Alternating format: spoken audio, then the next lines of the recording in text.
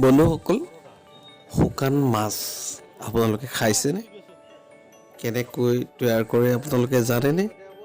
যদি নাজানে এই ভিডিঅ'টো শেষলৈকে চাওক, আপুনি গম পাব। আমি আজি আপোনাক দুবিধ শুকান মাছ কিদৰে ঘৰতে তৈয়াৰ কৰি খাব পাৰি আপোনালোকক দেখুৱাম। শুকান মাছ কৰোণাৰ মহৌষধ বুলি কয়। কেৱল কৰোণাই নহয়, চৰ্দি কাহ জাতীয় যিকোনো বেমাৰত আমাৰ গাঁৱলীয়া লোকসকলে শুকান মাছ খোৱা দেখা যায়। আজি আপোনালোকক চিদল বা হিদল আৰু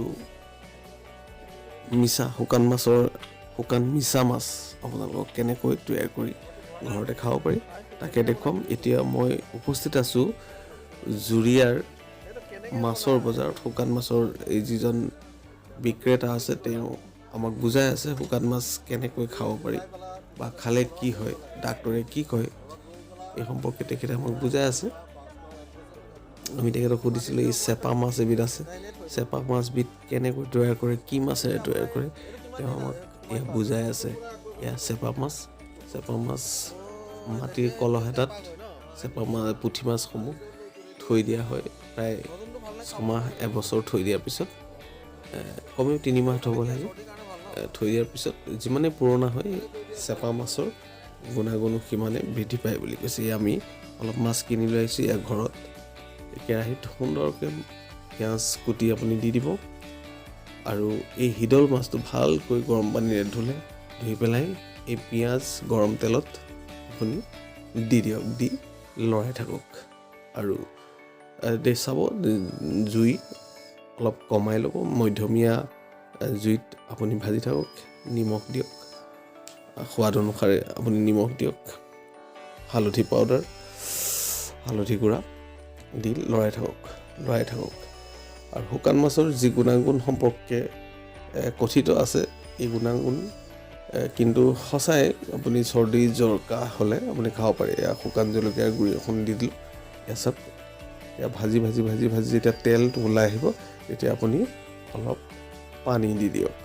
এই হিদল মাছ প্ৰত্যেকৰ ঘৰতে বনাই ৰান্ধে আৰু এই কাৰেণ্টটো গুচি গৈছিল।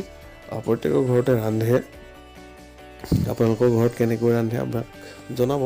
আৰু আমি যিটো পদ্ধতিত ৰান্ধিছোঁ এইটো একেবাৰে সহজ পদ্ধতি। তেলো বেছি নালাগে, কমাই দিলোঁ, তেল অকণ বেছিকৈ দিয়া নাই, পিঁয়াজ দিলোঁ, এয়া হৈ গ'ল। এতিয়া আপোনাক শুকান মিছা মাছ কেনেকৈ বনায় এইটো দেখুৱাইছোঁ। তেলত আপুনি শুকান মিছা মাছখিনি গৰম পানীত ধুই লোৱা মিছা মাছখিনি আপুনি ভাজি ল'লে আৰু পিঁয়াজ দিলে, নহৰু দিলে, এয়া বিলাহী দিলোঁ, এয়া জলকীয়া গুড়া, তাৰপিছত ঘৰতে খুন্দা জলকীয়া, অলপ ডাঙৰকৈ খুন্দা জলকীয়া গুড়া আছিলে, তাৰপিছত বজাৰৰ পৰা কিনা গুড়া অলপ দিলোঁ, হালধি দিলোঁ।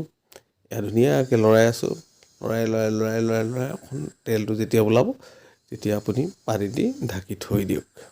আকৌ মাজে মাজে অলপ লৰাই থাকক। এক ধুনীয়া শুকান মাছৰ ফ্লেভাৰ এটা, গোন্ধ এটা আহিছে। এয়া নহৰুকণ গোটাকৈ নহৰুটো ৰাখি দিব। নহৰুটো সিজিছে, আমি এতিয়া নমাই থৈ দিম। অলপ পাছত ভাত বা ৰুটিৰ সৈতে গৰমে গৰমে খাম।